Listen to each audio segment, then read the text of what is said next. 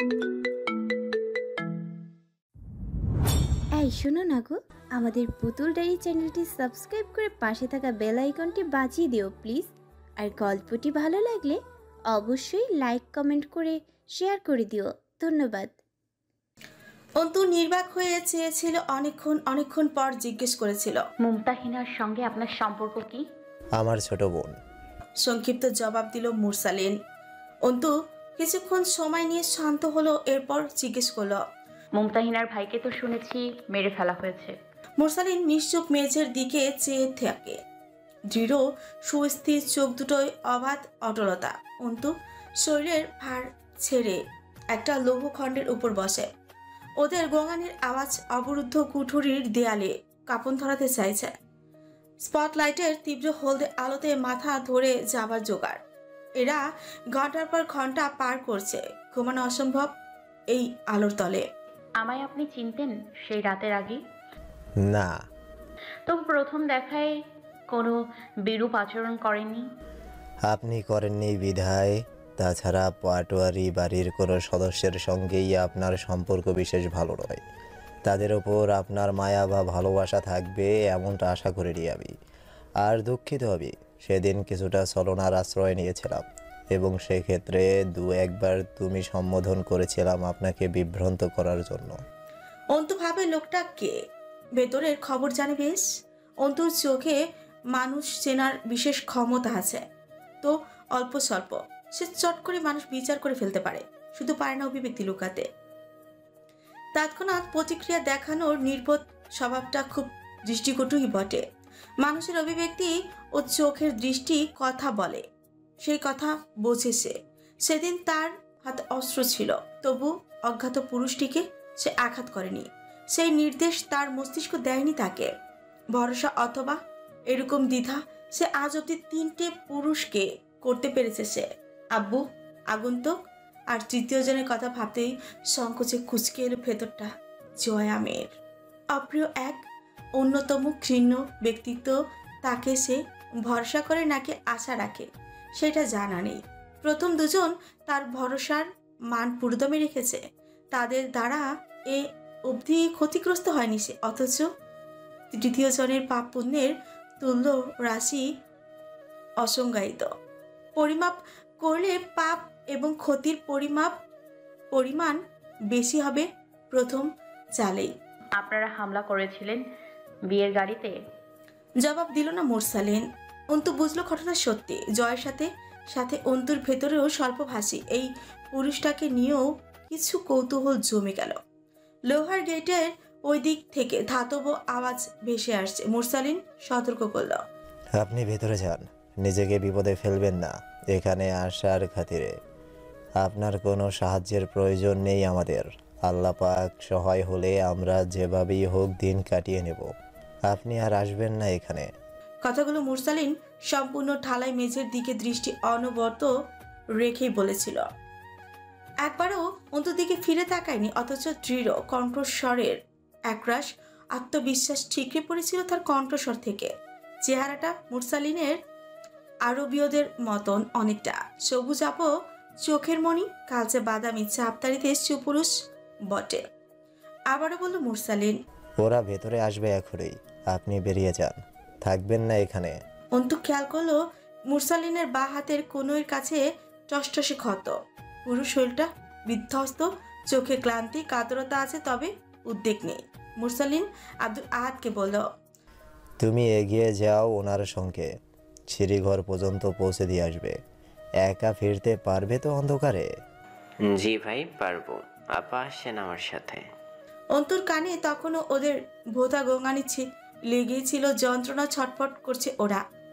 তুলির ঘরের সামনে দিয়ে ফেরার সময় দেখতে পেল তুলি কোয়েলের মাথায় পানি ঢালছে। অনেকক্ষণ সেখানে বসেছিল অন্তু। জ্বরে গা পুড়ে সে ছোট্ট মেয়েটার, তরুরও জ্বর, অথচ মেয়েটা অতিরিক্ত চাপা স্বভাবের। অন্তু শিওরে বসে অনেকক্ষণ ধরে কপাল টিপে দিল তরুর। মাথায় পানি দিতে চাইলে রাজি হলো না। অন্তুর নিজের রুমে থেকে একটা ওষুধ নিয়ে গিয়ে খাইয়ে দিয়ে এলো। রাতে ফিরে খাবার খেয়ে হামজা বড় ঘরে এবং জয় রুমে এলো। অন্তু তখন বিছানা ঝাড়ছিল। জয় শরীরে ঠান্ডার প্রকোপ নিয়ে লম্বা একটা গোসলে গেল। গায়ে পানি ঢালছিল আর গান গাইছিল গলা ছেড়ে। গোসল করে এসে বলল, অন্তু ঘরওয়ালি খাবার রুমে আনো, চুপচাপ আনলো। জয় বেহাইয়ার মতো আবদার করে। খাইয়ে দাও। অন্তু বেশ নরম সুরে বলল, আপনি খেয়ে নিন, আমি পড়তে বসবো। জয় আস্তে করে বলে। হাত কাটা। অন্তু দেখলো জয়ের হাতে ব্যান্ডেজ জড়ানো। আশ্চর্য লাগে তার, একটা মানুষ মাসে কয়বার আহত হয়। অন্তু ধারণা করলো মুরসালিনের কপালটা বোধহয় জয়ই ফাটিয়েছে। বিয়ের দিন আঘাত পেয়ে কপালের পাশে বিশাল জখম হয়েছিল তার শোধ। অন্তু খাওয়াতে বসলো প্রথমবার। জয় তাকিয়েছিল, এক পর্যায়ে বলল, পাখির আহার করাচ্ছ শালি? তোমার হাতের 4 বারের খাবার আমি একবারে মুখে ঢুকাই। অন্তু হেসে ফেলল। জয় অবাক হয়ে চেয়ে থাকে। হাসছো তুমি? তুমি অন্তু বড় এক লোকমা তুলে দিল জয়ের গালে। তারপর কত শান্ত আর বয়স্ক মেয়ের মতো বলল, আপনি আমায় হাসতে দেখেননি না? দেখার কথাও না। সামনে এলেই পশুর মতো আচরণ নিয়ে এসেছেন, তখন হাসি পাবার নয়।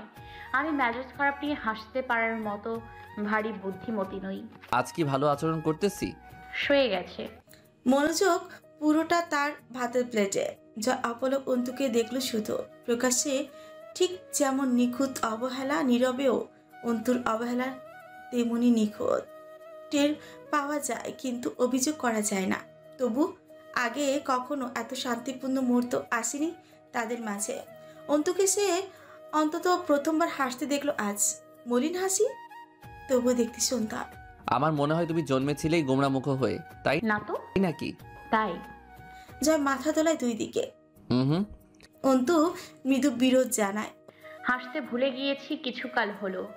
তার আগে ক্ষেত্র বিশেষ খুব চঞ্চল আর সরল মেয়ে ছিলাম। এটা স্বীকার করছি, আমি বরাবরই একটু মারাত্মক করা। অন্তু হাসলো মৃদু, দুপাশে মাথা নাড়ল। আমি মায়া করতে, প্রতিদান দিতে, সম্পর্ক রক্ষা করতেও জানি। আমি অন্তর দিয়ে খুব তীব্র ভালোবাসতেও জানি। কলিজায় টান লাগলে খুব অসহায়ের মতো হাউমাউ করে কাঁদতে জানি। আবার আঘাতকারীকে এতটা জ্বালাতন দিতেও জানি যে লোকে তখন আমাকেই স্বার্থপর ভেবে বসবে। এটা বুঝবেন হয়তো পরে। যারা যেমন আচরণের যোগ্য, আমি তাদের সামনে কেবল তেমন। শুধু একটু বোকা। বোকামিটা কি জানেন? হুম। যা খুব মনোযোগী শ্রোতা, সে পলকও ফেলছে না। অন্তু তাকায় না তার দিকে, নিজের দিকে তাকে প্লেটে হাত নাড়াচাড়া করতে করতে কথা বলছে। নিজের ভেতরের আক্রোশগুলো লুকিয়ে বুদ্ধিমানের মতো মিথ্যে তোষামত করতে পারি না। তেল মেরে মন জয় করতে জানি না। আমার ওপর আঘাত এলে তা সহ্য করে চুপ থাকতে পারি না। তাতে করে শত্রুর সংখ্যা বয়সের তুলনায় কয়গুণ বেশি হয়ে গেছে। স্টুপিড। যা শুধু চেয়ে রইল। তাদের বন্ধনটা রণতরীর ন্যায় ভাসমান, জ্বলন্ত। আজ অন্তুকে অন্যরকম অদ্ভুত লাগলো। এতদিন জয়ের প্রথমবার মনে হয়েছিল এই মেয়েটার কাছে তার পাপ সীমা ছাড়িয়েছে। বুকে এক প্রকার অস্থিরতা ডানা ছাপটি ছিল প্রথমবার জয়ের। অন্তুর সুকরুণ ভাষাগুলো তাকে উপলব্ধি করিয়েছিল সে কারো আসামি। প্রথমবার এমনটা হলো। সরল ছিলে না কোনোদিনই, প্রচুর অহংকার তোমার ভেতরে। না, এগুলো আমার নির্বুদ্ধিতা। আমি নিজের কষ্ট ও দুর্বলতাকে পুঁজি করে মানুষের সহানুভূতি কমাতে আগ্রহী নই কখনোই। ব্যক্তিগত দুঃখকে মুখে করে ঘুরে নিজেকে অসহায় দেখাতে পারি না। তাই আমার মিছিমিছি কাঠিন্য আর অসভ্যতাই সবচেয়ে নজরে আসে। আবেগ কখনো মুখরিত হয় না। বিস্ময়ে জয় হৃদস্পন্দন, হৃদযন্ত্র থেমে রইল। অন্তু যেন জয়কেই বর্ণনা করলো এতক্ষণ। এত কারো মিল আর বৈশিষ্ট্যগত সাদৃশ্য নিয়েও তারা দুজন দুজনের থেকে কত দূরে, কত বিরোধ তাদের মাঝে। অথচ গঠনগত দিকটা এক এক সুতোয় গিট দেওয়া। প্রতিটি বৈশিষ্ট্য অন্তু জয়ের মাফিক। শুধু মেয়েটার শক্তি নেই জয়ের মতো, তাই বুঝি এত দুর্ভোগ। জয়েরও তো ছিল না এককালে। দুজনের মাঝে নিজেকে লুকানোর পদ্ধতিতে কেবল অল্প ফারাক আছে। জয়ের হাতিয়ার রসিকতা, অন্তুর গাম্ভীর্য। জয় খানিকক্ষণ তাকিয়ে রইল, তারপর মাথা নাড়ল। মানছি। জয় আরেক লোকমা খাবার চিবিয়ে শেষ করে বলল, মেয়েদের এত গাম্ভীর্য ভালো না। কি ভালো তবে? ফ্যাচ ফ্যাচ করে কাদা, শুধুই স্বামীর সেবা করা। স্বামী তার যেমনই হোক আর কুকুর বেড়ালের মতো বছরে বছরে 2-4টা শুধু বাচ্চা জন্ম দেয়া। স্বামী যাই করে বেড়াক, দুমুঠো ভাত পেলেই হলো। মারধরগুলো নীরবে সহ্য করে চিহ্ন লুকাতে শাড়ির আঁচল বাড়িয়ে পড়া। জাহিলি যুগের মেয়ে না আমি। জয় সন্তুষ্ট হাসে। এক সময় হাসিটা প্রসারিত হতে হতে সুবিশাল হয়ে ওঠে। আস্তে করে উচ্চারণ করে, অস্থির চিন্তাধারা মাইরি, ড্যাম ড্যাম। শব্দ করে হেসে ফেললো। ঘরওয়ালি, তুমি মাল্টিপল পার্সোনালিটিতে চলে গেছো। নিজের এক সত্তা তোমাকে ধিক্কার দিলে আরেক সত্তা তার প্রতিবাদ করে। নিজের সাথে খুব তর্ক হয়, তাই না? এটা খারাপ না বটে? আপনারও আছে রোগটা। তুমি কি করে জানলে? মুখ ফুসকে বলে ফেললো জয়। অবাক হয়ে অন্তু হাসল। আপনার এক সত্তা বলে আপনি পাপ করেছেন। যা করেছেন তা ঠিক নয়। আর এক সত্তা তার বিরোধিতা করে পয়েন্ট কাটিয়ে দেয়। যেটাকে আপনি বলেন জয়। আমির কখনোই নিজের কর্ম নিয়ে আফসোস করে না। জয় বাকরুদ্ধ হয়ে চেয়ে রইল। অন্তু নিজে থেকেই আলতো হাসে। আমার 90% পড়া ও আত্মস্থ করা বই আপনি জয় আমির। এতগুলো দিন শুধু বোকামি করিনি, কিছু ন্যাকামিও করেছি, যেটাকে হিপোক্রাইসি বলা হয়। চোখ মারল অন্তু। তার বদলে অবশ্যই স্থায়ী বিনিময় শোধ করেছি কিছু। জয় আবল তাবল বলল যেন। আমার মনে হয় তুমি আমার প্রেমে পড়ে যাচ্ছ ঘরওয়ালি। না বাসলেও ভালোবাসবে একটু দিন গেলে। অন্তু গভীর চোখে মসৃণ চেয়ে স্মিত হাসল। সূর্য পশ্চিমে উদিত হয়ে পূর্ব অস্তমিত হতেই পারে। জয় হো করে হেসে ফেলল। হতেই পারে। তাহলে তো হলোই। সূত্রানুযায়ী আমিও আপনাকে ভালোবাসতেই পারি। জয়ের হাসি ঠোঁটেই রইল শুধু। সেটার জ্যোতি নিভে অন্ধকার হয়ে এলো হাসিটা। অন্তু খাবার এগিয়ে নিয়ে গেল। জয় মানা করল। আর খাবো না। আর কিছুটা আছে নিন। খেতে ইচ্ছে করছে না আর। জোর করো না ঘরওয়ালি। সে উদাস পায়ে উঠে দাঁড়ায়। সিগারেট ধরিয়ে ধোয়া গিলতে থাকে। অন্তু প্লেট রেখে এক গ্লাস পানি এনে ধরিয়ে দেয়। জয় আনমনি ছিল। চমকে উঠে গ্লাস নেয়। জয় আচমকা জিজ্ঞেস করে, আমায় অনেকেই ঘৃণা করে, কোনোদিন কারণ জিজ্ঞেস করিনি, তোমায় করছি। মুখে কিছু না বলে শুধুই মুচকি হাসলো। সেখানে কত জবাব শব্দহীন পড়ে আছে, সেসব চেপে বসল। আমি কৃতজ্ঞ আপনার উপর, ধন্যবাদ। জয় বিভ্রান্ত হলো কিনা বোঝা গেল না। নারীর ছলনায় জয় আমিরের মতো পুরুষেরা কেমন প্রভাবিত হয় তা তার অভিব্যক্তিতে অন্তত ধরা গেল না। অন্তু বলল, কাল সকালে একটু ওই বাড়িতে যেতে চাইছি। কয়েক ঘন্টা থাকবো। একটা ছেলেকে সঙ্গে দেবেন। একা যেতে ভয় লাগে, চারদিকে চলছে। এবার জয় অবাক অথবা সন্তুষ্ট হয়ে তাকায়। তার উপর অন্তুর এই ভরসা ভীষণ দুর্লভ। পরক্ষণেই নিজেকে বকে উঠল। সকাল হতে হতে তুলির মেয়ে শৈল একেবারে নেতিয়ে পড়ল জয়ের তোপে। তরুকে নিয়ে যেতে চাওয়া হলো, অথচ চাপা স্বভাবের মেয়েটা সকাল সকাল উঠে কাজবাজ করা শুরু করেছে। সে যাবে না। প্যারাসিটামল খেয়ে সে নাকি খুব চাঙ্গা বোধ করছে। তুলি রিমিকে সাথে নিয়ে মেয়েকে ডাক্তার দেখানোর উদ্দেশ্যে বেরিয়ে পড়লো। হামজার সঙ্গে দুজন ছেলেকে পাঠালো। তারা দূরে দূরে থাকবে, লক্ষ্য রাখবে ওদের। পৌরসভায় নতুন বাজেট বরাদ্দের কাজ চলছে। হামজা ওইদিকে বেশ ব্যস্ত। সকালে তাকে কার্যালয়ে চলে যেতে হলো। জয় তখনও ঘুমাচ্ছে। খানিক পর উঠে সেও কোথাও বেরিয়ে পড়বে।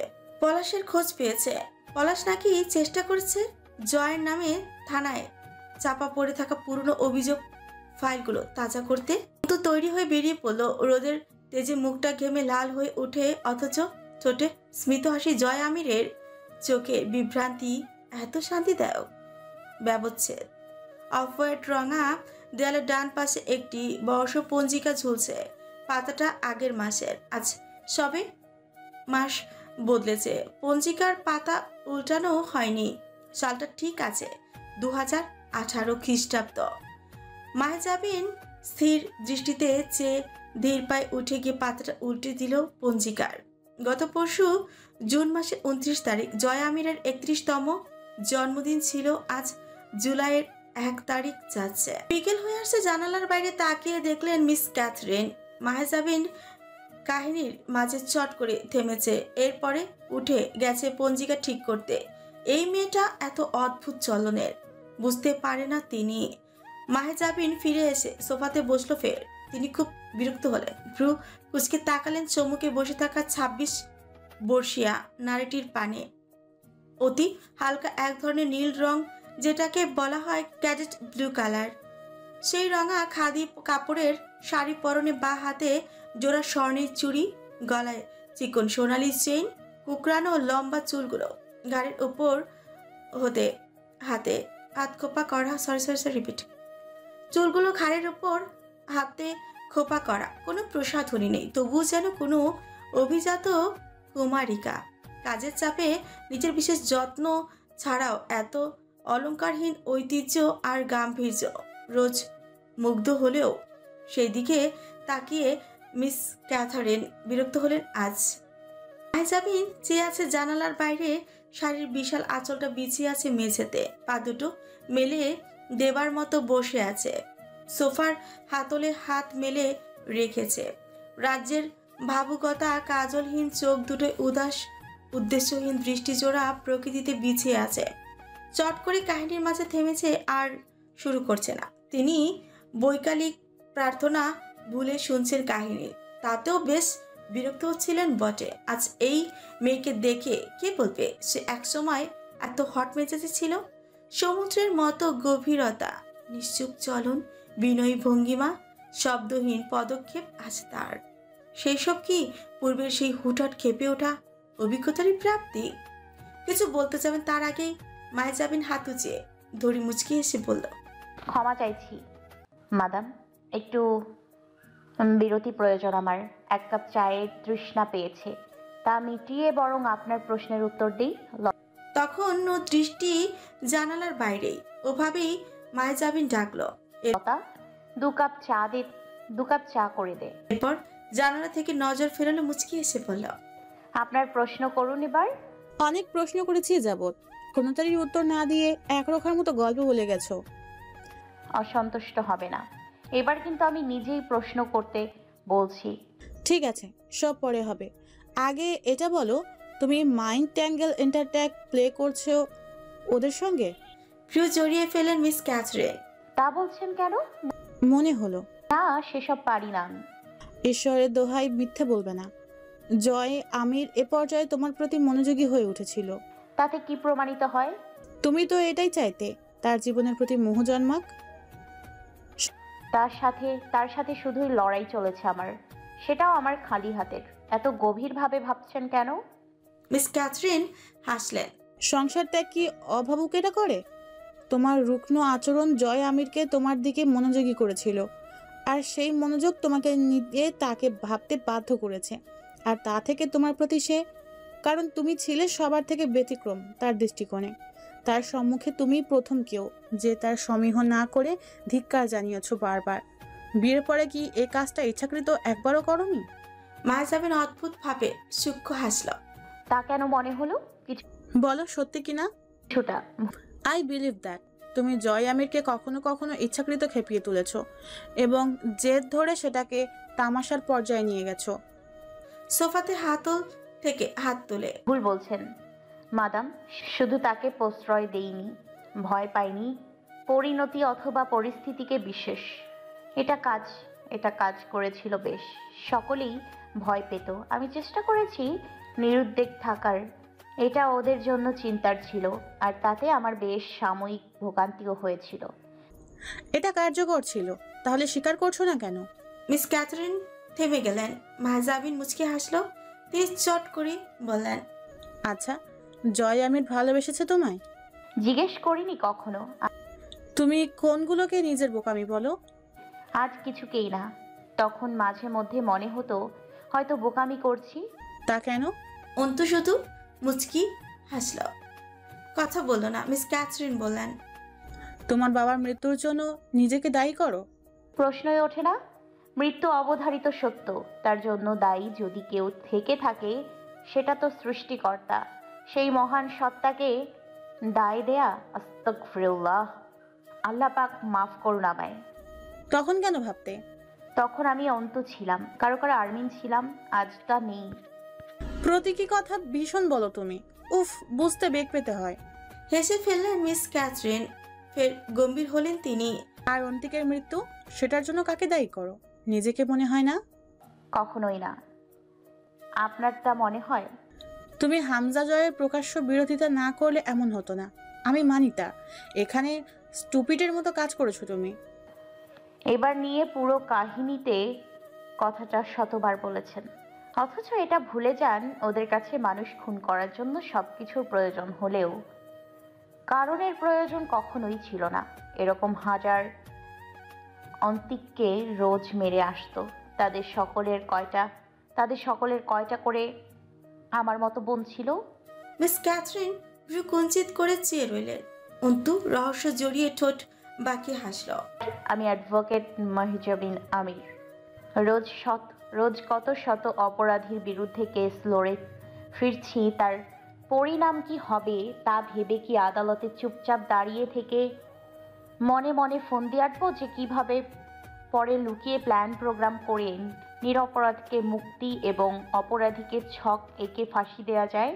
আদালতে চুপ থাকি, নয়তো আমার বাপ ভাই মরে যাবে, আর চুপচাপ হজম করলে তারা চিরকাল বেঁচে থাকবে, অমর হয়ে যাবে। কথার মার প্যাচে উপহাস করে উঠল মাহজাবিন। এরপর বললেন, ইন্টেলিজেন্স সবাই পরিবারকে বাঁচাক। আমার পেশা এবং নেশা কেবল তা নয়, এক জীবনে স্বাধীনভাবে চলে যতদিন দুনিয়ায় টেকা যায় যথেষ্ট। মিস ক্যাথরিন একটু লজ্জা পেলেন। অন্তু নরম হাসি মুখে বলল, আমাকে কথা বলে শত লোকের সম্মুখে যুক্তি দিয়ে তর্ক করে কেস ঢিসবিস করতে হয় মাদাম, আর সেটা অপরাধীর বিরুদ্ধে। ভরা আদালতে দাঁড়িয়ে উচ্চ আওয়াজে করতে হয়। সেখানে অপরাধীদের পুরো গ্যাং উপস্থিত থাকে। আজ যেমন ক্ষতির ভয় না করেও দিব্যি অপরাধীর বিরুদ্ধে অভিযোগ প্রমাণের জন্য আওয়াজ তুলি, তখনও তুলেছি।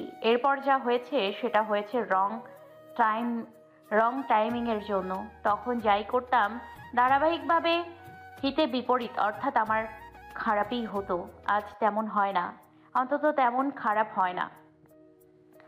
হিড়িক বোঝেন? ক্ষতিগ্রস্ত হবারও একটা হিড়িক থাকে। যখন যার পালা তখন শুধু তারই। একে তকদিরও বলা যায়। কৌশল খাটাতে পারতে। বুদ্ধিমানেরা নীরবে চাল চালে। তুমি বারবার ধরা পড়ে গেছো, কারণ তুমি সতর্ক ছিলে না।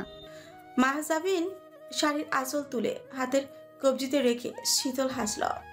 আমি কি ঢাক ঢোল পেটাতাম? ক্ষেত্রটাই এমন ছিল যে সেখানে কোনো গোপনীয়তার সুযোগ ছিল না। ওরা ছিল মাত্রাতিরিক্ত চতুর। এখানে বসে যতটা সহজে সতর্কতার কথা বলছেন। আচ্ছা, আমি যদি আপনাকে জিজ্ঞেস করি এখন যে আপনি ওখানে থাকলে আমি যা করেছি সেসব বোকামি না করে তার বদলে আপনি কি কি কৌশল খাটাতে পারতেন? মিস ক্যাথরিনের জবাব দিতে পারলেন না। চুপচাপ চেয়ে রইলেন অন্তুর দিকে। অন্তু সোফাতে হেলান দিয়ে চায়ের কাপে চুমুক দিল। মিস ক্যাথরিনকে ইশারা করলো কাপ তুলে নিতে। কাপ নামিয়ে রেখে বলল, মিস কৌশল খাটানোরও বিশেষ জায়গা থাকে মিস ক্যাথরিন। ক্যাথরিন তাকালেন। মাহজাবিন বলল, ধরুন আপনার সম্মুখে কাউকে খুন করা হচ্ছে। আপনি বাধা না দিয়ে মনে মনে বুদ্ধি আটছেন, কারণ আপনি বুদ্ধিমান, ঠান্ডা মাথার খুনি। কারণ আপনার ভয় এখন কথা বললে আমারও ক্ষতি হয়ে যেতে পারে। ততক্ষণে লোকটাকে মারা শেষ। ওটা আপনার বুদ্ধির লাভ। বাচ্চাগুলো না খেয়ে ছটফট করতো, চাবি নেই আমার কাছে। আপনি কি কৌশল খাটাতেন? আমি কোনো মাফিয়া চক্র নই যে থাপ্পড়ের বদলা কঠিনভাবে নিতে, সেখানে হেসে পরে তার প্রতিশোধ নিতে গভীর প্ল্যান বানাবো। আমি চিরকাল সাধারণ মেয়ে, খুব নির্বোধ, আর সব সময় শান্ত থাকাটা মানব মস্তিষ্কও প্রেফার করে না। সে উদ্দীপনার আধার। আপনার মাঝে সেন্স থাকলে তা তখনই সেন্সিটিভিতে জ্বলে উঠবে। এটাকে সেন্স রিফ্লেকশন বলে, যেমন আমার হতো। আমি চেয়েও জয় হামজা পলাশের সম্মুখে মিথ্যে তোষামত দেখাতে পারিনি। ভেতরের ঘৃণা ও সমগ্র পারিপার্শ্বিক পরিস্থিতি আমায় অত সুস্থভাবে ভাবার সুযোগ দেয়নি কখনো। ভেতরের আক্রোশ বেরিয়ে আসতো ঝটপটিয়ে। অন্তিকের মৃত্যু, ওটা কি তোমার কারণে হয়নি? পুনরায় বললেন মিস ক্যাথরিন। মাহজাবিন আবারও শুধু হাসল। শুধু জেনে রাখুন না, তাছাড়া আমি মনে করি ওটা কর্মফল এবং কাকতালীয় পরিণতি। অন্তিকেরা রোজ হাজারটা পিষে যাচ্ছে হামজা পাটোয়ারির মতো রাজনৈতিকদের শুধু ইচ্ছাতে। তাদের তাদের সবার বোন আমি নই। লতা এসে পা ছেড়ে দাঁড়ালো। মাহজাবিন জবাব দিল না, কোনো লতাও আশা করলো না। সে তার ম্যাডাম সাহেবার কাছে জবাব পেলে অবাক হয়। তার ধারণা তার ম্যাডাম বাংলা জানেই না ঠিক মতন, তাই কথাও কয় না প্রয়োজন ছাড়া। কিন্তু আজ রাগ হলো। আজ তো বেশ কথা বলেছে এই খ্রিস্টান মহিলার সাথে। মিস ক্যাথরিন বললেন, সব স্থানে উকিলগিরি, নিজেকে খুব ডিফেন্স করতে জানো দেখছি। দেখি এত যুক্তি শেষ অবধি তোমার জীবনকে কতটা যুক্তিযুক্ত অবস্থানে নিয়ে গিয়ে ফেলেছে। মাহজাবিন মুচকি হাসলো। আত্মরক্ষা ফরজ, আর যুক্তি হলো মনের বুঝ। ভুললে চলবে না, জীবন তার পরিকল্পনার মাফিক প্রবাহিত হয়। আমরা কেবল জীবনের দাস, তার পেছনে নিরুপায় এগিয়ে চলি। জীবনের পরিকল্পনার সামনে যুক্তি খাটে না, শুধু কাজকর্ম ব্যাখ্যা করার মাধ্যম হলো যুক্তি।